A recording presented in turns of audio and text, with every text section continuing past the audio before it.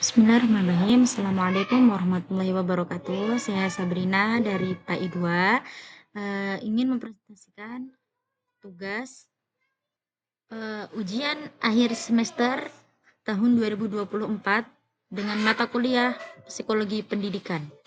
Video pembelajaran saya kali ini berjudul Kecerdasan Umum Intelijensi.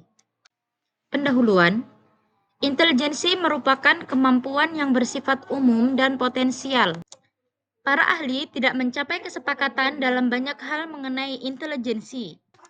Definisi-definisi yang dikemukakan menunjukkan batasan yang tidak serupa. Beliau juga tidak sepaham dalam melihat apakah intelijensi dengan bakat, kreativitas, dan prestasi. Para ahli juga berbeda dalam melihat komponen-komponen yang terdapat dalam intelijensi.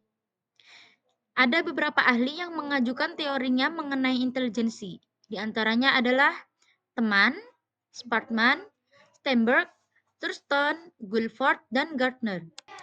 Intelijensi diukur menggunakan tes intelijensi dan diskala menggunakan ukuran yang dikenal dengan IQ. Skor IQ diinterpretasikan dengan membandingkan IQ seseorang dengan kelompok sebaya atau kelompok norma. Sejarah dan pemikiran. Charles Edward Spearman adalah salah satu tokoh psikologi berkebangsaan Inggris. Spearman lahir di London, Inggris pada tanggal 10 September 1863. Sebelum belajar dan menekuni bidang psikologi, Spearman adalah seorang perwira di Angkatan Darat Inggris. Setelah 15 tahun bekerja di Angkatan Darat ini, beliau mengundurkan diri untuk belajar dan mengambil gelar PhD dalam psikologi eksperimental. Pemikiran Spearman sangat dipengaruhi oleh karya Francis Galton. Dari Francis Galton ini, Spearman mengembangkan korelasi rank, versi non-parametrik. Korelasi Pearson konvensional yang keduanya banyak digunakan untuk korelasi atenuasi dan versi paling awal dari analisis faktor.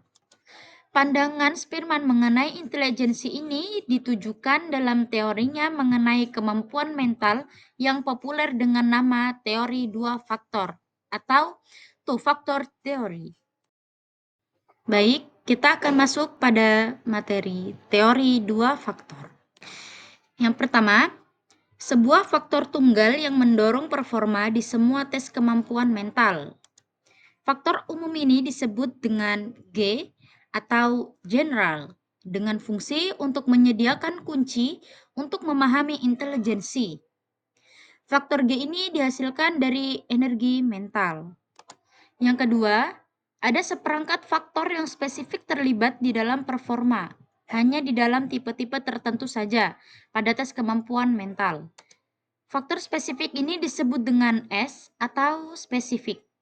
Yang menurut Spearman, faktor-faktor spesifik hanya berasal dari minat biasa karena pengaplikasian terbatas oleh faktor-faktor ini. Jadi, dua faktor tadi memiliki dua komponen pula. Yang pertama ada edukasi relasi atau kemampuan untuk menemukan suatu hubungan dasar yang berlaku atau terjadi di antara dua hal yang dipaparkan. Edukasi relasi ini contohnya seperti menemukan hubungan yang terdapat di antara dua kata, seperti pandai dan pintar. Hubungan relasi antara kata pandai dan pintar itu seperti mirip, namun ada perbedaannya. Yang kedua, ada eduksi korelasi, yakni kemampuan untuk menerapkan hubungan dasar yang telah ditemukan dalam proses eduksi relasi sebelumnya ke dalam situasi yang baru. Eduksi korelasi ini contohnya jika telah diketahui bahwa hubungan kata pintar dan pandai merupakan hubungan padanan kata atau merupakan sinonim bentuk persamaan kata. Jadi, Spearman ini menemukan teorinya berawal saat penelitian yang dilakukannya tentang analisis korelasi terhadap skor seperangkat tes yang mempunyai tujuan dan fungsi ukur yang berlainan. Penelitian ini diperoleh dari tes-tes terhadap siswa-siswa pada beberapa subjek akademik atau mata pelajaran, seperti pelajaran bahasa Latin, bahasa Inggris, dan matematika. Dari penelitiannya tersebut, Spearman menemukan adanya interkorelasi positif di antara beberapa tes tersebut.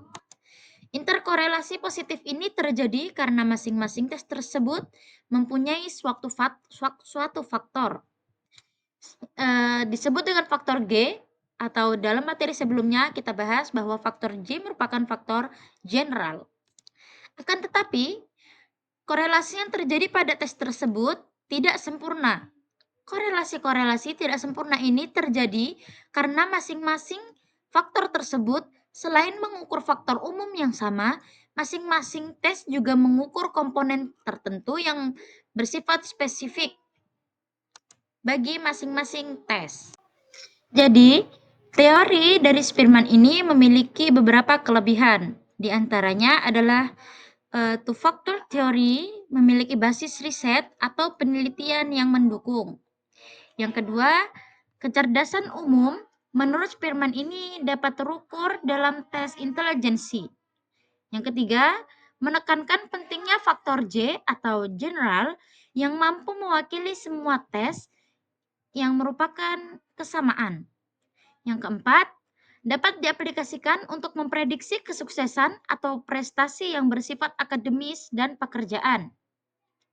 Yang kelima, dalam bidang pendidikan, pengukuran yang valid terhadap faktor J dapat digunakan sebagai dasar perencanaan, pengaturan, dan perlakuan pendidikan yang tepat bagi peserta didik agar peserta didik dapat berhasil dalam bidang akademik secara optimal. Namun, teori dari Spearman ini juga memiliki beberapa kekurangan. Di antaranya, satu, terlalu sempit dalam memaknai intelijensi karena lebih menekankan pada faktor general yang mencakup kemampuan berbahasa, logika, dan matematis. Yang kedua, kurangnya perhatian pada faktor S atau intelijensi yang bersifat spesifik pada masing-masing individu. Dan yang terakhir, intelijensi yang terukur ini hanyalah satu bagian dari intelijensi yang sesungguhnya.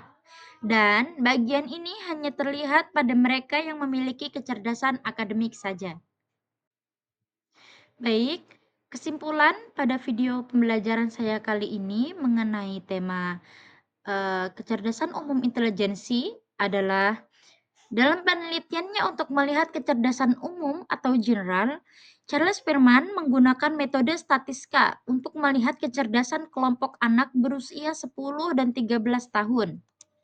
Metode statistika ini adalah kolerasi rank yang Spearman buat oleh dirinya sendiri. Ia mengamati hubungan antar variabel yang ditelitinya, hingga akhirnya menyimpulkan kecerdasan umum atau general. Kecerdasan general berkontribusi pada aktivitas pemecahan masalah secara umum. Mungkin cukup sekian video pembelajaran saya kali ini, kurang dan lebihnya mohon dimaafkan. Syukron ala husni ihtimamikum jami'an fastabiqul khairat sananallahu wa iyyakum ajma'in. Assalamualaikum warahmatullahi wabarakatuh.